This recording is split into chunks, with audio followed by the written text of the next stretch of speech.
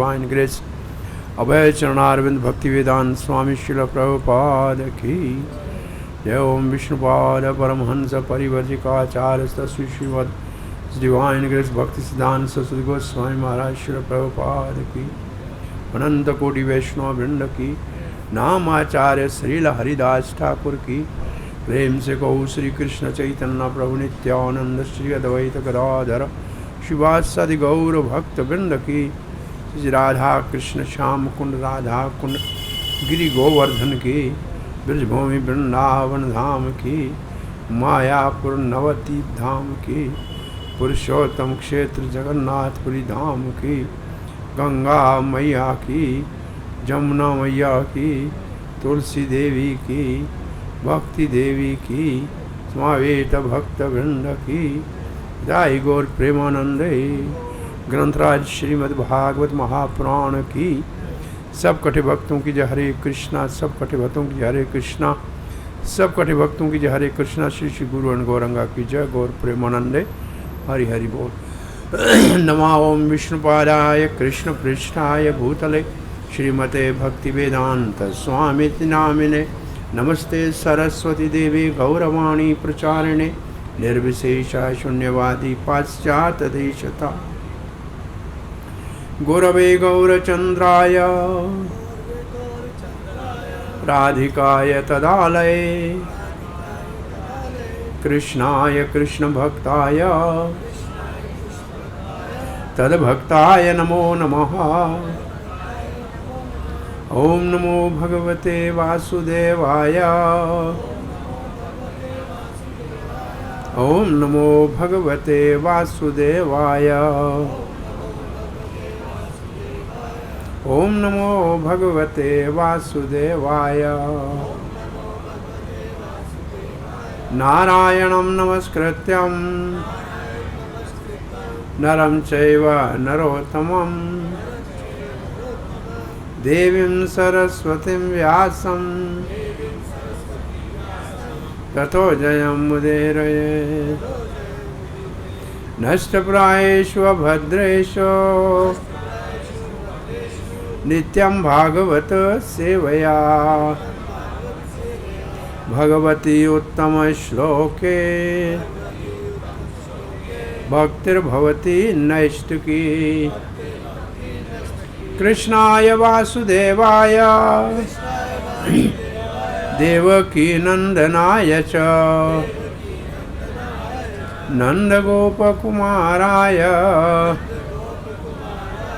गोविंदाय नमो नमः।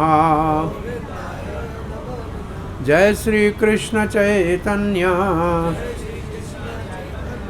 प्रभु नित्यानंद श्री अद्वैत गदाधर शिवासादि गौर भक्त वृंदा। हरे कृष्णा कृष्णा कृष्णा हरे हरे हरे राम राम राम हरे हरे। हरे कृष्णा। स्कान प्रचार केंद्र रेवाड़ी में आप सबका प्रातः श्रीमद् भागवत के सत्संग में हार्दिक स्वागत है। हम श्रीमद् भागवत महापुराण में पहले स्कंद में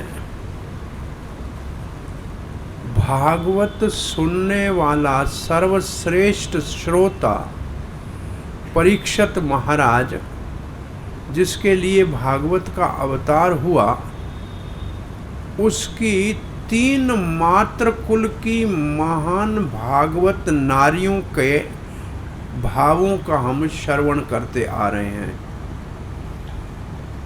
आपने द्रुपदी की उदारता, अपने पुत्रों के मारने वाले अश्वत्थामा को छोड़ने के लिए कहा, मत मारो, ये कहा सुनो। आपने उत्तरा भगवान श्री कृष्ण के शरण में गई, अपने उदर में पांडवों के अंश और भक्ति के जो इस वंश में अंतिम अंकुर था उसकी रक्षा के लिए गई और ये तीसरी कुंती महारानी महाभागवत नारी है। जिस कुल में ऐसे तीन तीन महान भागवत नारी माता, दादी और परदादी हों, उनके घर में परीक्षित जैसा महापुरुष पैदा होता है, जिसके लिए भागवत का अवतार होता है। आगे हम परीक्षित के पितृकुल में भीष्म पितामह की सद्गति, भगवान की उपस्थिति में पांडवों का भगवान के साथ प्रेम और उनके राज में सुख शांति का वर्णन सुनेंगे। यहाँ तक कि धृतराष्ट्र का भी उद्धार होता है। फिर परीक्षित के जन्म और कलयुग के ऊपर विजय प्राप्त करने का वर्णन सुनेंगे। तो जब भगवान श्री कृष्ण हस्तिनापुर में 2 महीने से अधिक आए थे कुरुक्षेत्र में युद्ध से पहले, कार्तिक का पूरा महीना युद्ध नहीं हुआ, कार्तिक के महीने के बाद युद्ध हुआ, 18 दिन युद्ध चला। फिर भगवान श्री कृष्ण ने कहा अब मैं वापस द्वारका जाना चाहता हूँ, और भगवान रथ के ऊपर चढ़ के तैयार होके जाने के लिए बाहर निकले। तो उस समय अश्वत्थामा का ब्रह्मास्त्र एक तो उसने चलाया था उत्तरा के उदर में पांडवों के वंश के विनाश के लिए, और 5 और ब्रह्मास्त्र चलाए थे पांचों पांडवों को नाश करके इस धरती को पांडव शून्य करने के लिए। और उस स्थिति में भगवान भक्त वत्सल श्री कृष्ण ने 5 भाई पांडवों का सुदर्शन चक्र से ब्रह्मास्त्र को निरस्त किया, और उत्तरा के उदर में प्रवेश करके गदा को घुमाकर और ब्रह्मास्त्र से वो पांडवों के वंश की और भक्ति के इस तंत्र की रक्षा की। उसके उपरांत कुंती महारानी आगे आकर भगवान श्री कृष्ण को प्रार्थना कर रही है। कहाँ है भगवान? रथ के ऊपर चढ़े हुए हैं। क्या कर रहे हैं? हस्तिनापुर से द्वारका जाने की तैयारी कर रहे हैं। तो वो नीचे कुंती उनके सामने आके स्तुति कर रही है। तो कुंती की स्तुति का आज हम 24वां श्लोक पढ़ेंगे। इस श्लोक में पूरी महाभारत में जो जो दुख, आपत्ति, संकट और अपमान पांडवों को सहना पड़ा है, उसका वर्णन कर रही है कुंती महारानी कृष्ण को, और कह रही है कि इन सारे संकटों में आपने हमारी रक्षा की। तो वो कौन से संकट हैं? कुंती महारानी गिना रही है। विषान महाअग्नेय पुरुषाद दर्शनात्, विषान महाअग्नेय पुरुषाद दर्शनात्, असत्य सभाया वनवास कृच्छ्रतः, असत्य सभाया वनवास कृच्छ्रतः, मृधे मृधे अनेक महारथ अस्त्रौतो, मृधे मृधे अनेक महारथा अस्त्रतो, दुरोण्यस्त्रश्च अस्महरे अभिरक्षिताः। अब आपके पास ये लिखा हुआ तो नहीं है, आप पढ़ नहीं सकते। विषान महाग्नेय पुरुषाद दर्शना,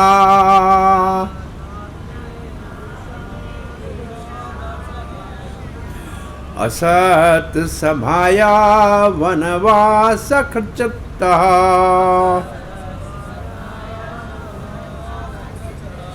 मृधे मृधे अनेक महारथ अस्त्रतो,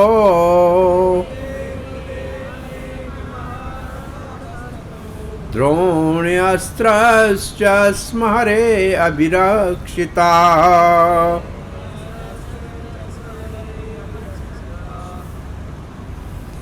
विशान महाग्नेय पुरुषाद दर्शनात् असत सभाया वनवास चित्रा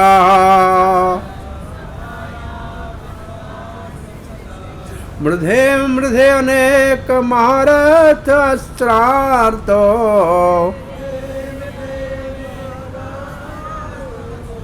द्रोण्यास्त्रश्चास्महरे अभिरक्षिता।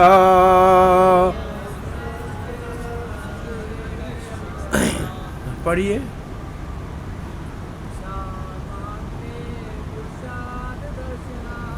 विषाद महाग्ने पुरुषा दर्शना असत सभाया वनवास चित्रा मृधे मृधे अनेक महारथस्त्रतो द्रोणास्त्रश्च स्मरे अभिरक्षिता। ये शब्द पढ़ने से हृदय पवित्र होते हैं। ये ब्रह्म शब्द है। भागवत के मंत्र, ये जो श्लोक हैं सब मंत्र है। इसको उच्चारण करने का अभ्यास किया जाए तो ये हृदय को पवित्र करने वाले हैं। एक दिन क्लास में आप आते हैं, भागवत आप साथ लाएं, अपना एक भागवत की प्रति रखें तो अच्छा है। नहीं तो मोबाइल के अंदर भी ये आते हैं सारा भागवत, साथ इसको आप अध्ययन करें तो अच्छा है। तब पढ़ने में शिक्षा, प्रभुपाद ने इसको कक्षा कहा है भागवत की। जैसे आपके बच्चे सुबह स्कूल पढ़ने जाते हैं तो किताब कापी साथ ले जाते हैं। कक्षा में बिना किताब कापी के आने तो लगता है इसका मतलब हमारे को वास्तव में समझने में इतनी रुचि नहीं है। तो ठीक है, एक मर्यादा पालन कर रहे हैं। वास्तव में इसको समझना है तो सावधानी से अध्ययन करना चाहिए। तो अब इन श्लोकों का आप भाव सुनिए। विषान, विषान का मतलब विष दिया गया। किसको विष दिया गया? महाभारत में कथा आती है कि भीमसेन जब बड़ा शक्तिशाली, सबसे बलवान था, तो दुर्योधन उससे ईर्ष्या करता था और उसको लड्डू में विष डाल के खिलाया, क्योंकि उसको खाने का बहुत शौक था। और वो विष खाने के बाद भीमसेन मूर्छित हो गए और वो नदी के किनारे जैसे थे उस नदी के पानी में गिर गए। वहाँ से वो वरुण लोक चले गए। वहाँ उसको पहचान लिया कि ये तो पांडवों का पुत्र है, कुंती पुत्र है, और उसको वहाँ विष को तो सांपों के राजा ने उतार दिया और उसको फिर एक अमृत पिलाया जिससे उसको 10,000 हाथियों का बल आ गया। और दूसरे दिन भीमसेन और शक्तिशाली होके विष खा पाने के बाद मरा नहीं और शक्तिशाली आके होके वापस आया। तो कुंती महारानी कहते लोगों ने तो मारना चाहा, लेकिन आपने उसकी रक्षा करके उसको और बलवान बना दिया। ये भीमसेन को विष देने की कथा है। फिर है महाअग्नेय। अब ये है पांचों पांडवों और कुंती को लाक्षागृह में जलाने की कथा। पांडवों से छुटकारा पाने के लिए दुर्योधन ने एक लाक्ष का महल बनाया था। ये लाक्षागृह, आप कभी जमुनोत्री जाएंगे तो मसूरी से नीचे उतरने के बाद कोई 40-50 किलोमीटर जमुनोत्री के रास्ते में लिखा है लाक्षा मंडल। वहाँ से 1 किलोमीटर उतर के जाएंगे तो वो गुफा है एक, जहाँ से पांडव उस लाक्षागृह से बच के निकले थे। तो ये क्षेत्र सर्दियों गर्मियों में पांडवों का वो जो हिमालय में जाके रहते थे, तो वहाँ एक जूई का लाक्ष का पूरा बंगला बनाया था और इच्छा ये थी कि इसको आग लगा देंगे रात को और ये लाक्ष का बंगला सारा पिघल के जल जाएगा और पांडव इसमें पांचों अपनी माँ के साथ मर जाएंगे। इस योजना का पता विदुर जी को पड़ा। वो बहुत बड़े बुद्धिमान थे, धर्मराज है का अवतार है।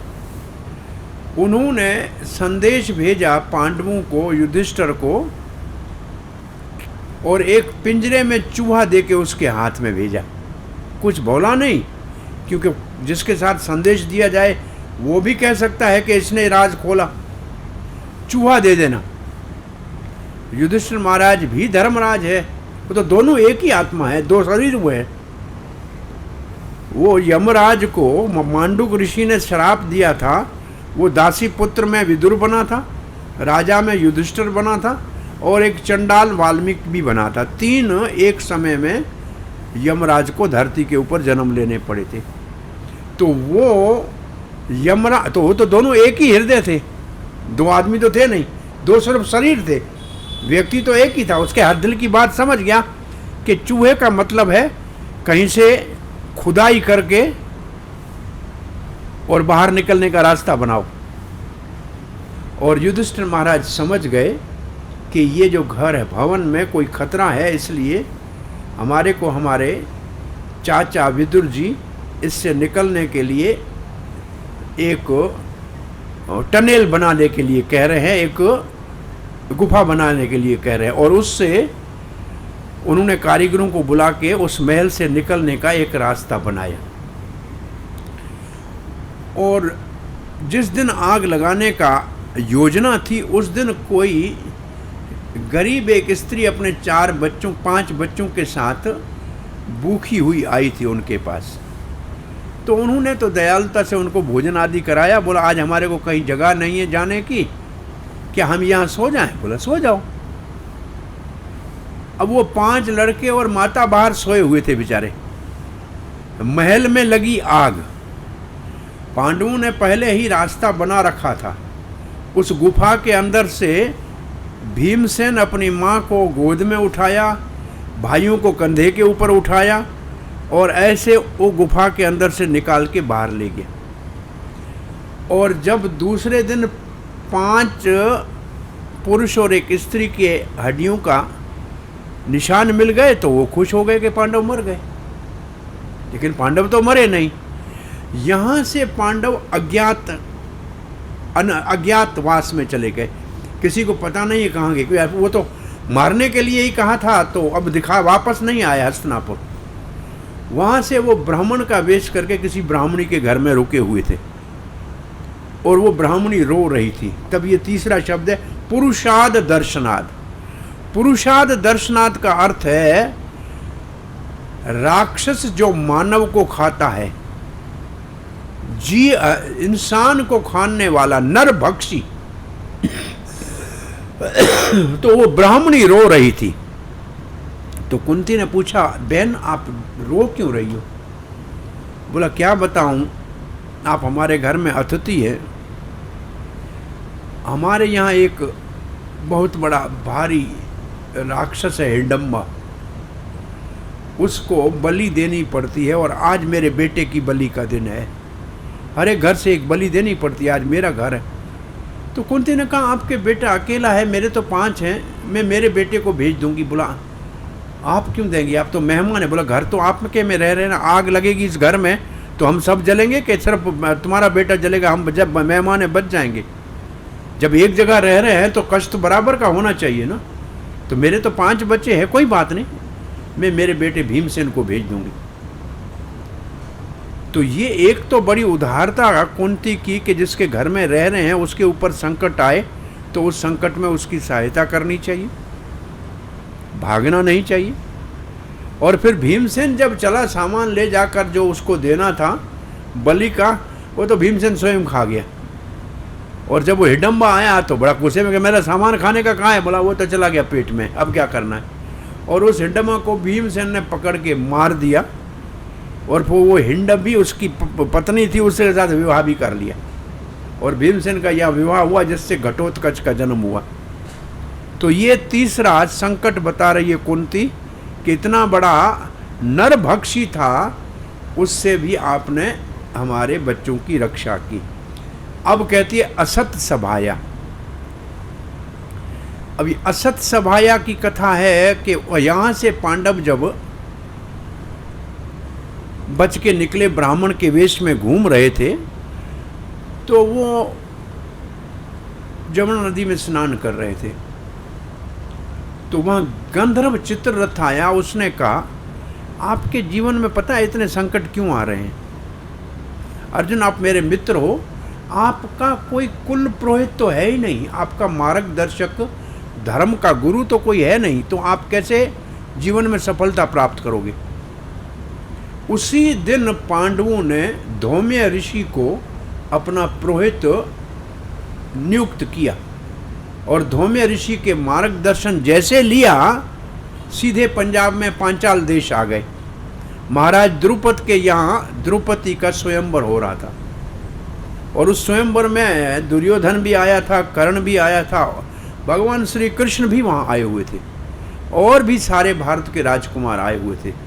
लेकिन जो महाराज द्रुपद ने लक्ष्य रखा था, क्योंकि द्रौपदी कोई सामान्य लड़की नहीं है, वो यज्ञ कुंड से पैदा हुई है, उसका नाम है याज्ञिका, याज्ञनी, यज्ञ से उत्पन्न होने वाली, और उसको कृष्णा भी कहते हैं, कृष्णा। और भगवान श्री कृष्ण की वो बहुत प्रिय सखी है और उसके स्वयंवर के लिए एक ऊपर चक्कर में चलने वाली मछली, उसके आंख में तीर मारना था और ऊपर देख के नहीं, नीचे जो एक थाली में तेल रखा था उसमें देखना है, देखना दिशे और तीर ऊपर मारना है। सभी प्रयास किया, कोई सफल नहीं हुआ। ये ब्राह्मण के वेश में बैठे हुए अर्जुन वहां से उठे। कहते हैं भगवान श्री कृष्ण ने पांडवों को इस वेश में वहां पहचान लिया था और अर्जुन को इशारा किया कि उठो, और अर्जुन ने इस निशाने को नीचे देख के ऊपर मछली के आंख में तीर मार के सफलता प्राप्त की और द्रौपदी का वर्ण किया। और वो सारे जो राजकुमार थे वो लड़ने के लिए आए और उस भयंकर युद्ध में भीमसेन ने खंभे उठा के और कर्ण को भी परास्त किया था अर्जुन ने, और ये सारे वहां से भाग गए और ये पांचों भाई वापस घर आए। माँ अपनी माँ कुंती को कहा आज हमको बहुत बड़ी भिक्षा मिली है। तो माँ हमेशा कहती थी आपस में बांट के खाओ बेटा, भिक्षा जो मिली है बांट के खाओ। और बंटवारा कैसे करते थे? बोला आधा भीमसेन का होता है, बाकी सब 5 बांट के खाएंगे, आधा अकेला भीमसेन का, बाकी सब परिवार का। आज का क्या भिक्षा है? तो देखा ये तो द्रौपदी को वर्ण करके लाए हैं। अब माँ ने कह दिया तो द्रौपदी को पहले तपस्या कोई की थी, उसने कहा था मुझे 5 शक्तिशाली, मुझे सबसे वीर मिले, सबसे धर्मात्मा मिले और सबसे दक्ष मिले, ऐसे उसने शंकर जी की कोई प्रार्थना की थी। और सब देवता के अंश में जो देवता के अंश आए थे इन पांडवों में, युधिष्ठिर में धर्मराज का अंश था जो मर्यादा है, भीमसेन में वायुदेव का अंश का जो बहुत शक्तिशाली है, और इंद्र का अंश था अर्जुन में, और नकुल और सहदेव जो है वो 2 अश्वनी कुमार थे, सूर्य के पुत्र अश्वनी कुमार, वैद्य हैं देवताओं के, वो चिकित्सक हैं। तो इन 5 के साथ द्रौपदी का विवाह हुआ। बड़े आश्चर्य लगा, महाराज द्रुपद भी नाराज हुआ। कृष्ण भगवान ने फिर इन सबको समझाया कि ऐसे इसकी अपनी पूर्व जन्म की प्रार्थना थी, इसलिए इनको ये 5 पति मिले, ये इनके साथ सुखी रहेगी। और ये समाचार जब मिला हस्तिनापुर में तो विदुर को भेजा धृतराष्ट्र ने कि अब 5 पांडवों को सम्मान के साथ वापस लेकर आओ। तो पांडव वापस हस्तिनापुर अब द्रौपदी के साथ आए तब भीष्म पितामह ने कहा कि अब ये भाई आपस में साथ नहीं रह सकते हैं, इसलिए ये इंद्रप्रस्थ जो आज दिल्ली है, ये उस वक्त में जंगल था कि जमुना के तट वाला ये इंद्रप्रस्थ पांडवों को हिस्से में दे दिया आधा, और हस्तिनापुर महाराज जो धृतराष्ट्र और दुर्योधन उसका पुत्र और 100 भाई ये हस्तिनापुर रहेंगे। तो पांडव अभी आके जब इंद्रप्रस्थ आए तो भगवान श्री कृष्ण साथ में थे। उन्होंने इस इंद्रप्रस्थ में अग्निदेव को प्रसन्न करने के लिए अर्जुन के द्वारा आग लगवाई, मय दानव की रक्षा की। अग्निदेव ने रथ दिया, गांडीव धनुष दिया, और मय दानव ने इनको बहुत सुंदर सभा बना के दी, और उस सभा के अंदर जहाँ पानी दिखता था वहाँ पानी नहीं होता था, और सूखा दिखता था वहाँ पानी होता था। और फिर युधिष्ठिर महाराज के यहाँ इस नए घर के उत्सव में सब आए, बहुत बड़ा यज्ञ हुआ, और उस यज्ञ में कोषाध्यक्ष दुर्योधन को बनाया गया था, क्योंकि उसके कंधे के ऊपर लक्ष्मी का वास है, जितना खर्चा करेगा उतना बढ़ेगा। और दुर्योधन बहुत बड़ा चाहता था कि इनका हानि हो जाए, लेकिन और उनकी प्रतिष्ठा बढ़ रही थी। और फिर वहाँ दुर्योधन सूखा समझ के पानी में ऊपर किया अपना धोती को थोड़ा कि भीगे ना, लेकिन पानी तो था नहीं। आगे देखा सूखा है, उसमें चला गया तो सीधा पानी में गिरा। तो द्रौपदी ने ऊपर से देखा तो और भीमसेन को भी हंसी आई कि ये मूर्ख है। और अब कहा कि नहीं कहा, ये कहावत में है कि द्रौपदी ने कहा अंधे का बेटा अंधा, और ये भविष्य में महाभारत के युद्ध का सूत्र बन गया। वो वैसे भी द्रौपदी, अश्वत्थामा, इनका जन्म ही धरती का भार उतारने में भगवान की सहायता करने के लिए था। तो अब उन्होंने यहाँ जुआ खेली। उस जुआ में पांडव सब कुछ हार गए, क्योंकि मामा शकुनी अपने बाप गंधारी के पिता, गंधारी जिसको भीष्म पितामह अपने भाई धृतराष्ट्र जो आंखों से अंधा था उसके लिए ये कंधार, काबल और कंधार जो है, जिसको आज अफगानिस्तान, ये भारत का एक भाग था। यहाँ महाराज का नाम ज़बान मेरी पे आना चाहिए, शकुनी और गंधारी का पिता। तो वहाँ भीष्म पितामह को ना नहीं कर सके। गंधारी सती थी, आंखों पे पट्टी बांध दी, मेरा पति नहीं देखेगा तो मैं भी नहीं देखूंगी। और शकुनी ने कहा कि मैं बहन के साथ जहेज में जा रहा हूँ, और अपने पिता, नाम मेरी ज़बान पे नहीं आ रहा है, उसके हड्डियों का पांसा बना के लाया था कि मैं इन कौरवों से और पांडवों से, हमारे साथ जो इन्होंने अन्याय किया, इसका बदला लूँगा। आया इसी काम के साथ, इसी काम से आया था। उसका नाम नहीं याद आ रहा है, आएगा। सुबल महाराज सुबल महाराज के मृत्यु के बाद उसके हड्डियों के पांसे बना के साथ में लाया था। और बहुत जुआ में दक्ष था और चतुर भी था, चालाक भी था। पांडवों ने सब कुछ हराया तो द्रौपदी को दाव पे लगाया, और उसको लिखा है असत्य सभाया। ऐसी सभा जिसके अंदर एक सती नारी का अपमान किया जाए, उसको असत सभा कहा जाएगा। किसी ने जब द्रौपदी को हराया, उस समय दुर्योधन ने कहा कि मेरी जांग पे आके बैठ जा।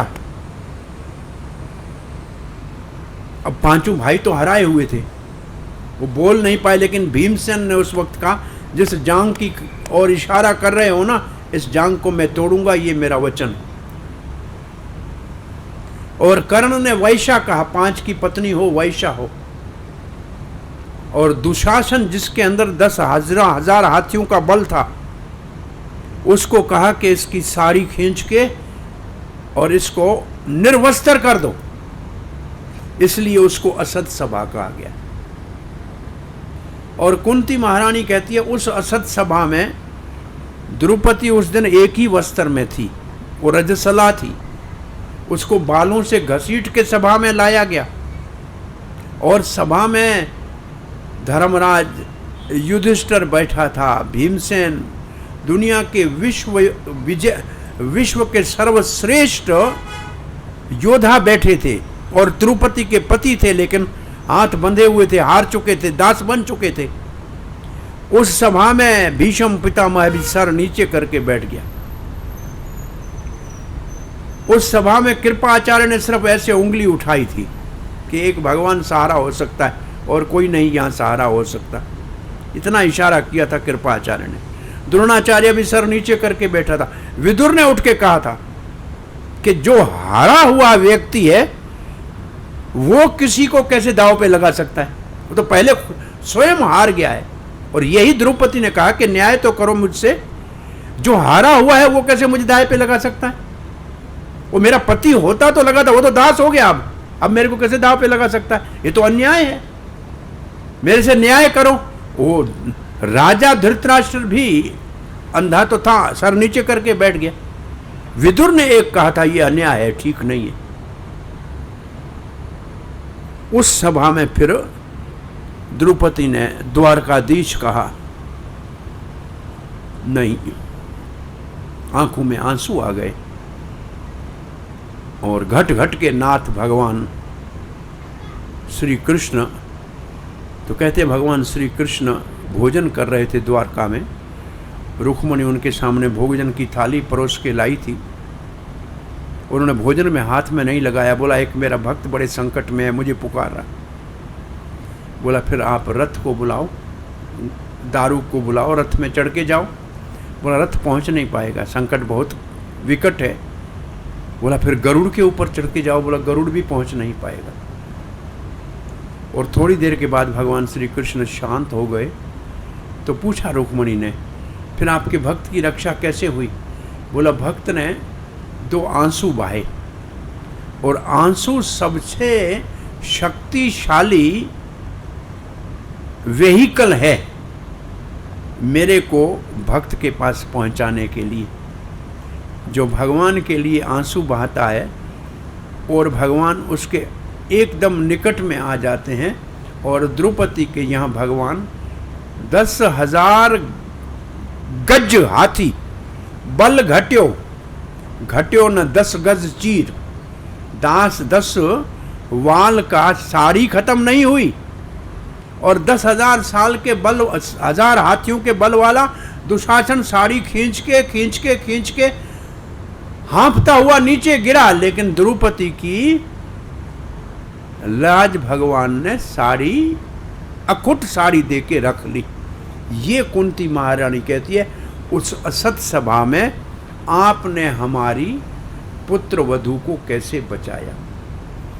कहते हैं जब राजसूय यज्ञ महाराज युधिष्ठिर का हो रहा था, उसमें जब भगवान श्री कृष्ण को अगर पूजा के लिए बुलाया, जो साधु संतों के चप्पल संभाल रहे थे और भोजन खाने वाले महात्माओं के पत्तल उठवाने की व्यवस्था कर रहे थे, और जब अगर पूजा का प्रस्ताव आया तो सहदेव ने कहा कृष्ण के अतिरिक्त और कोई महान व्यक्ति धरती पे नहीं है, उसी की पूजा होनी चाहिए।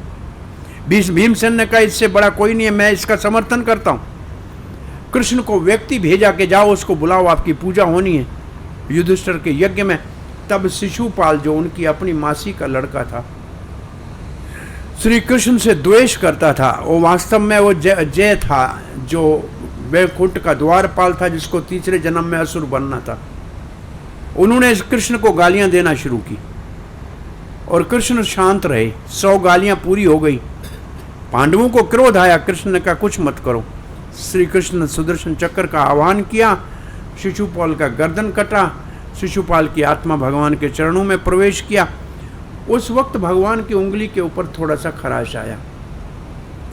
द्रौपदी नौलखी साड़ी पहन के अभिवर्त स्नान के लिए, यज्ञ पूर्ण करने के लिए, पूजा के लिए बैठी थी।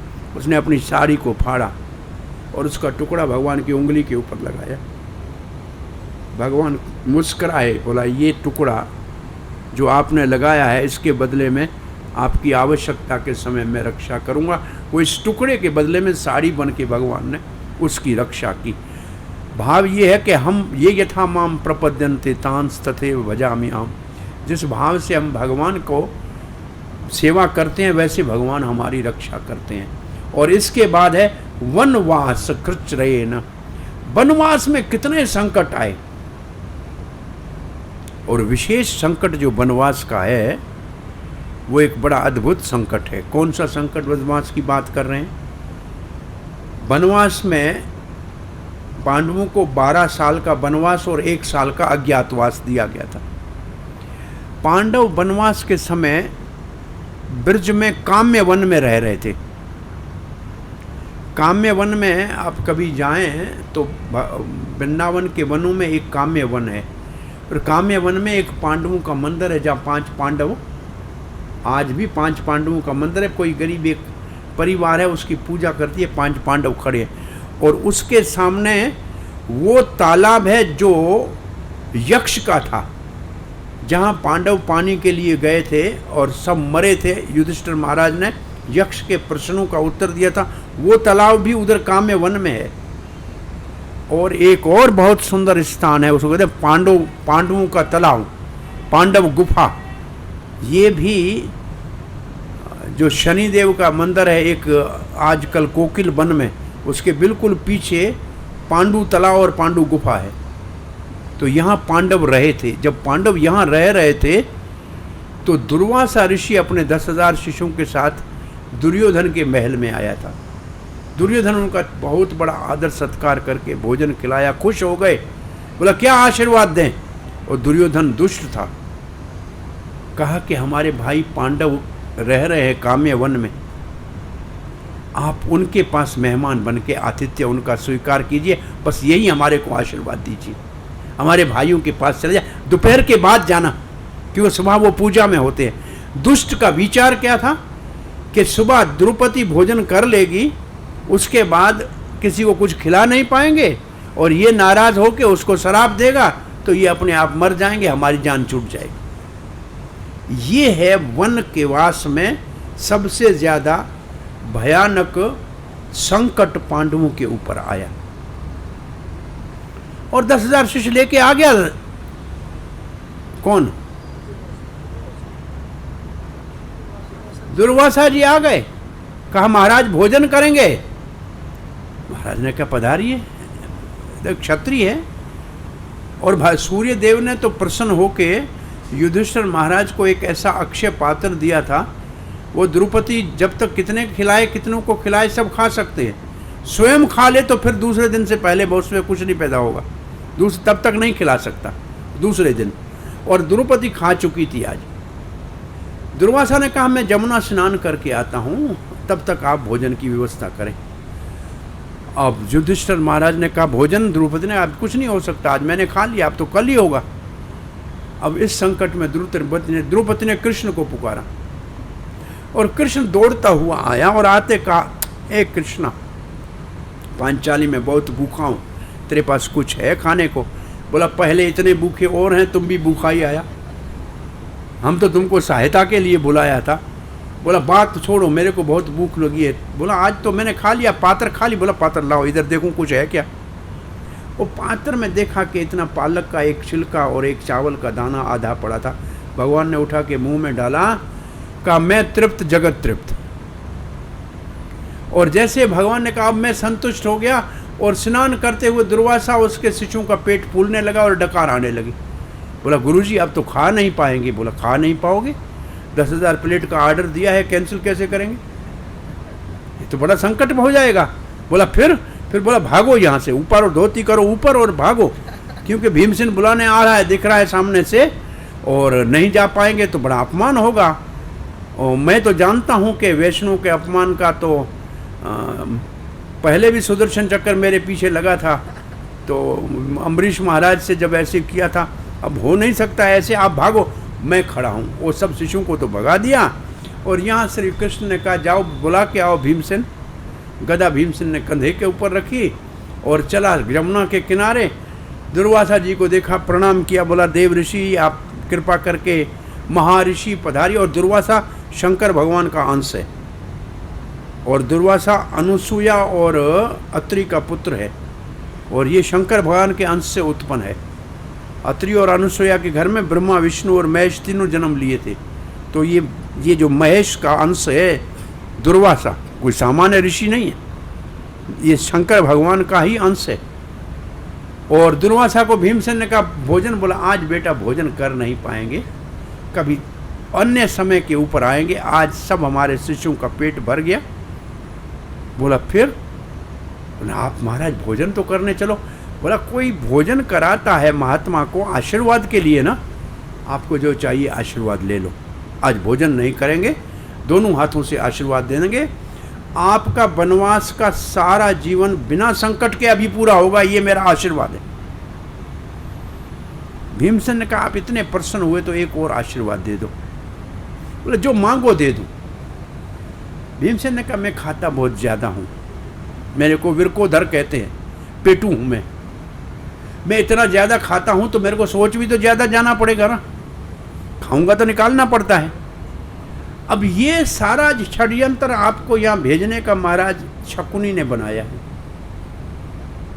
अब मैं चाहता हूं एक आशीर्वाद दो, खाऊं मैं और सोच जाए शकुनी। दुर्वासा ने कहा तथास्तु, ऐसे ही होगा, जाओ। अब भीमसेन खुश होके वापस आया, बोला मतलब महाराज वो तो वहां से चले गए, सब ने आशीर्वाद बहुत बड़े दिए हमको। कृष्ण मुस्कुराने लगे, द्रौपदी का संकट टल गया। कृष्ण जाने लगा तो भीमसेन ने कहा देखो हम वनवास में रह रहे, शहर में जा नहीं पाएंगे, आप ऐसे करो जुलाब कहीं से ला के दो, मेरे को पेट साफ करना है। तो कृष्ण मुस्कुरा के कहे क्यों? पर आशीर्वाद ऐसा मिला है, जुलाब मैं लूंगा और शकुनी सोच जाएगा। इसका आज आनंद हमको लेने दो। तो ये है वनवास में उनको कौन से संकट आए थे, ये वनवास का सबसे बड़ा संकट है। इसके बाद 12 साल में पांडवों को कोई विशेष संकट नहीं आया। उस बीच में वो बहुत से स्थानों में गए, ठीक है, जो भी आया उन्होंने उसके ऊपर विजय प्राप्त की। और फिर लिखा है मृधे भृदे अनंग अनेक महारथ। मृधे मृधे मने इस 18 दिन के युद्ध के अंदर बड़े बड़े महारथी, भीष्म पितामह का अस्त्राद, अस्त्र कहते हैं, एक होता है शस्त्र, तलवार है, तीर कमान है, भाला है, इसको कहते हैं शस्त्र, जो हाथ में लेके मारा जाता है। अस्त्र मंत्रों के द्वारा आवाहन किए जाते हैं, वो ऐसे हाथ में उठाने वाले नहीं होते हैं। जैसे ब्रह्म अस्त्र है, अग्नेय अस्त्र है, वारुण्य अस्त्र है, ये तो देवता हैं वास्तव में, जिनकी शक्ति को, जैसे पशुपात अस्त्र है शंकर जी का, तो ये महारथ अस्त्र, तो ये कितने महारथियों ने, विशेष रूप से भीष्म पितामह, द्रोणाचार्य और कर्ण, इन्होंने कई महाअस्त्र चलाए, लेकिन मेरे बेटों को बाल भी बांका नहीं हुआ। कहते हैं जब युद्ध पूरा हुआ, पहले रोज नेम ये था, कृष्ण पहले उतरते थे क्योंकि सारथी है, ड्राइवर, और फिर अर्जुन को हाथ दे के कहते थे आओ पार्थ। जैसे ड्राइवर दरवाज़ा खोलता है और मालिक उतरता है, भगवान ने ये मर्यादा पाली। आखिरी दिन युद्ध पूरा हुआ, जब समाप्ति का, कृष्ण ने कहा अर्जुन तुम पहले उतरो। अर्जुन ने कहा नहीं पहले आप उतरो। बोले नहीं आज पहले तुमको उतरना है। अर्जुन नीचे उतरा, भगवान जैसे उतरे एकदम रथ जल के समाप्त हो गया। अर्जुन आश्चर्य से देख रहा है ये क्या? बोला ये बड़े बड़े महाअस्त्र इन महायोद्धाओं ने फेंके थे, मेरे होते हुए ये रथ का और आपका बाल बांका नहीं कर सके। आज मैं जैसे उतर रहा हूँ रथ से, अब ये अपना काम करके सब कुछ समाप्त कर चुके। इसका अर्थ है कि भगवान के होते हुए ऐसे लिखा है कि महाभारत एक ऐसा भयानक युद्ध था। महाभारत में कुरुक्षेत्र का बहुत बड़ा भयानक युद्ध था। भीष्म, द्रोण, तटा, जयद्रथ, जला, गंधार, नीलो, तपला, एक नदी के दो किनारे भीष्म और द्रोण थे। इनको पार नहीं करना था। अंदर जल था जयद्रथ, और उसके अंदर कुंड बना हुआ था अश्वत्थामा और कर्ण, और ये महारथी सारे थे। भीष्म पितामह परशुराम का शिष्य, द्रोणाचार्य परशुराम का शिष्य, कर्ण परशुराम का शिष्य। इनको परास्त करना पांडवों के बस की बात नहीं थी, परंतु केशव आपकी कृपा से अर्जुन इसके ऊपर विजयी हुआ। आज ये कहती है, मृदे मृदे अनेक महारथ अस्त्र, तो उनसे आपने युद्ध में मेरे बच्चों की रक्षा की। और फिर कहती है वो तो बहुत पुराना है, अभी द्रोण अस्त्र अश्मा, अभी आज इसी वक्त यहाँ हमने द्रोणाचार्य के पुत्र अश्वत्थामा के द्वारा 6 ब्रह्मास्त्र, एक उत्तरा के उदर में, भावी परीक्षित को मारने के लिए, 5 पांडवों को मारने के लिए आ रहे थे, उनसे आपने हमारी हरे हरे, ये हरे जो है, ये हरे शब्द, हे हरि, आपको हरि कहते हैं। आप अपने भक्तों के संकट हर लेते हो। आपने हमारे इतने बड़े संकट हरे हैं। अभिरक्षिता, हर समय आपने हमारी, अभिरक्षिता का मतलब हर समय, जैसे आंखें, पलकें आंखों की रक्षा करती हैं, माँ अपने बच्चों की रक्षा करती है, ऐसे आपने हमारे बच्चों की रक्षा की है। ये सारी दुर्घटनाएं जो हुई हैं उन सबको कुंती याद कर रही है। एक इसके बाद वाला श्लोक है वो ऐसा विपरीत श्लोक है जो कोई दुनिया में ऐसी प्रार्थना नहीं करता है जो कुंती महारानी प्रार्थना करेगी कि ऐसे संकट बार बार आए हमारे जीवन में, क्योंकि इन संकटों में आपकी याद आती थी और आप आके संकट को तो मिटाते थे, लेकिन आपका दर्शन होता था। और जब आपका दर्शन होता था तो फिर तो जन्म मृत्यु अपने आप समाप्त हो जाए, फिर कोई संकट नहीं रहेगा। आगे वाला श्लोक ऐसा एक विलक्षण श्लोक है, विपरीत प्रार्थना, ऐसी प्रार्थना दुनिया में किसी ने नहीं की है। अब इस श्लोक का प्रभुपाद जी का अनुवाद पढ़ते हैं। प्रभुपाद जी ने लिखा है, मेरे प्रिय कृष्ण, कुंती कहती है मेरे प्रिय कृष्ण हरि। हरि क्यों? क्योंकि आपने इतने संकट हर के हमारा मन भी हर लिया है, इसलिए आप हमारे बहुत प्रिय हो। हे प्रिय कृष्ण, आपने हर समय हमारी रक्षा की है।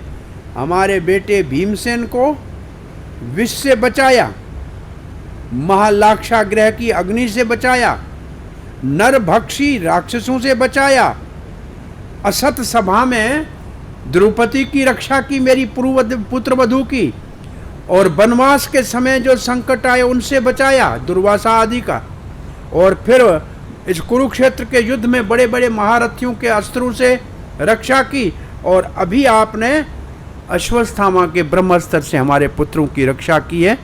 अब इस भाव को प्रभुपाद जी लिखते हैं, यहाँ है सारे पांडवों के ऊपर आई हुई आपदाओं का वर्णन। जो कुंती महारानी कह रही है, देखो देवकी आपकी माँ है, उससे ज्यादा आपने मेरा सहायता की है। देवकी को तो एक बार कंस ने कारागार में डाला था, बस ना, मेरे ऊपर इतने सारे संकट आए और मेरी आपने अपनी माँ देवकी से ज्यादा ही रक्षा की है। और कहती है क्यों पता है? क्योंकि देवकी के लिए तो वसुदेव उसका पति जीवित था ना, मेरा भाई। मैं तो विधवा थी, मेरा पति तो पहले ही भगवत धाम चला गया था। तो आपने मेरी और मेरे सब बच्चों की, अरे देवकी के तो 6 पुत्र मारे गए, मेरे तो 5 पुत्रों की आपने रक्षा की। आपने अपनी मां देवकी से ज्यादा मेरे को सुरक्षा दी है और चाहा है। इसलिए देवकी एक बार उसके दुष्ट ईर्ष्यालु भाई कंस ने उसको संकट में डाला था, नहीं तो उसको और कोई संकट नहीं था। परंतु कुंती कहती है मेरे पुत्र कितनी बार संकट में गए, एक के बाद एक साल के बाद दूसरे साल में संकट में गए। भागवत में मथुरा से भगवान श्री कृष्ण ने काका अक्रूर को हस्तिनापुर भेजा कि मेरे भाई पांडव और मेरी बुआ कुंती का समाचार लेकर आओ। और कुंती महारानी ने कहा था अक्रूर को कि कृष्ण को कहना कि हिरणी जैसे बागों के बीच में रह रही है, ऐसे मैं यहाँ कौरवों के षड्यंत्र में मेरे 5 पुत्रों के साथ रह रही हूँ। और ये कहते कहते ऐसे लगा कि कुंती को सामने श्री कृष्ण दिख गया हो, और अक्रूर की ओर न देख के ऐसे कहती है, हे कृष्ण कृष्ण महायोगी पाही माम, मेरे बच्चों की रक्षा करो गोविंद। सीधी एक बहुत सुंदर कुंती महारानी का ऐसा ही भाव है जैसे उत्तरा ने कहा है, कृष्ण कृष्ण महायोगी पाही माम। कुंती ऐसे कहती है, साक्षात कृष्ण मेरे पुत्रों की गोविंद रक्षा करना। और फिर अक्रूर जी ने भीष्म पितामह को कहा था कि आपके पुत्र है पांडव और इनका पिता भी नहीं है, कुंती पुत्रों का आप इनको न्याय दिलाइए। धृतराष्ट्र ने कहा कि मैं जानता हूँ कृष्ण ने अवतार लिया है धर्म की स्थापना के लिए, परंतु मैं पुत्र मोह में अंधा हो चुका हूँ, अब जो भगवान की इच्छा है सो वो होगा, अब मैं समझाने से समझने वाला नहीं हूँ। तो अक्रूर जी ने आके ये समाचार पांडवों का और कुंती का भगवान को दिया था कि ऐसा उन पांडवों का हाल है। तो यहाँ प्रभुपाद जी लिखते हैं, दुर्योधन ने और उसके संगी, इसको कहते हैं चंडाल चौकड़ी, ये 4 साथ में है, दुर्योधन दुशासन शकुनी और कर्ण, ये 4 साथ में रहते हैं, ये चौकड़ी है। प्रभुपाद ने कहा दुर्योधन और उसकी पार्टी ने, ये 4 जो इकट्ठे थे, हर समय कुंती के पुत्रों को उन्होंने संकट दिया और भगवान ने उनकी रक्षा की। फिर प्रभुपाद जी वही सब कथा लिखते हैं जो बताया, भीम को विष दिया गया, पांडवों को लाक्षागृह में जलाने का प्रयास किया गया, द्रौपदी का चीरहरण का प्रयास किया गया, और सब समय दुर्योधन और उसके साथी असफल हुए, भगवान ने इनकी रक्षा की। यहां तक प्रभुपाद जी ने कहा समाप्त नहीं हुआ।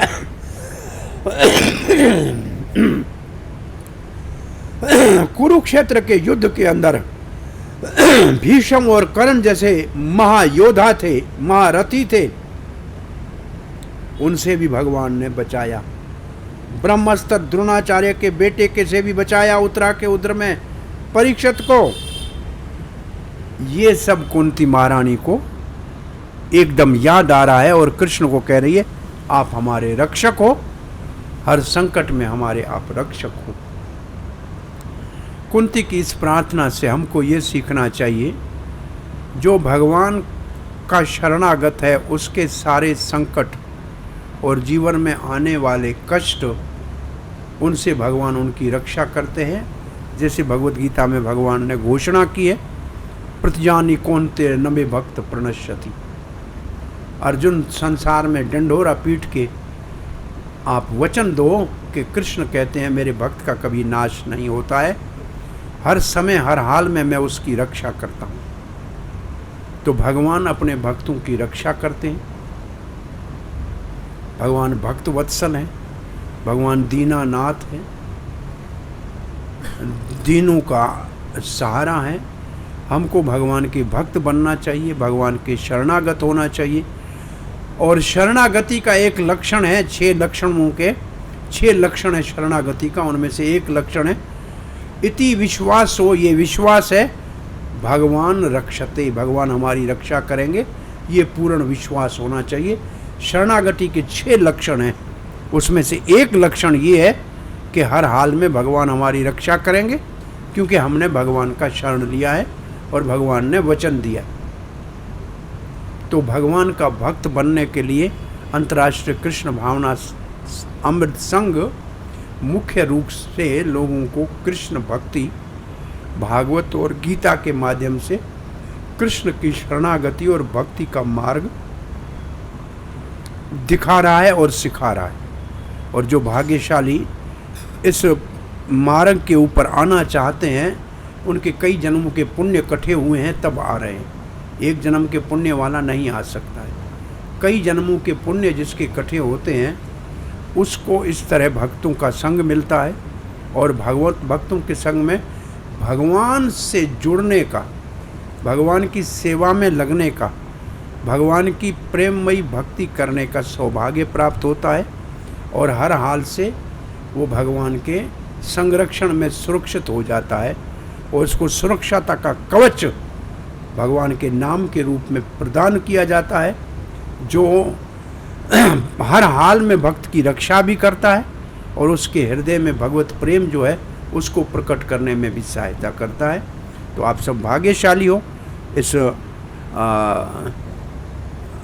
कृष्ण भावना अमृत संघ के इस रेवाड़ी केंद्र में आप उदारता के साथ, प्रेम के साथ ये जन्माष्टमी का उत्सव मनाने के लिए बहुत ही अग्रसर हो।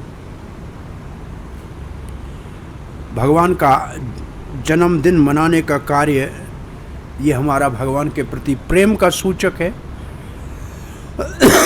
भगवान से हमारा निश्चित रूप से कोई ऐसा रिश्ता है कि हम भगवान के जन्म उत्सव को मनाने के लिए सब आपस में इकट्ठे हो रहे हैं।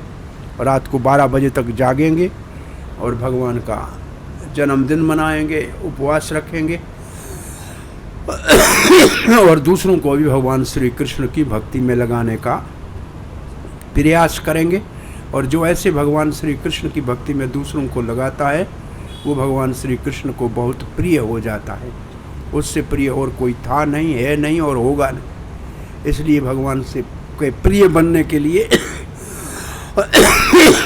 आप कृष्ण भक्ति को बहुत ही गंभीरता से, दृढ़ता से अपने जीवन में प्राथमिकता दो। उसको अवलीन दर्जा, प्रथम दर्जा दोगे तो भगवान भी आपको जीवन में प्रथम सुरक्षा में और संरक्षण में रखेंगे। हरे कृष्ण।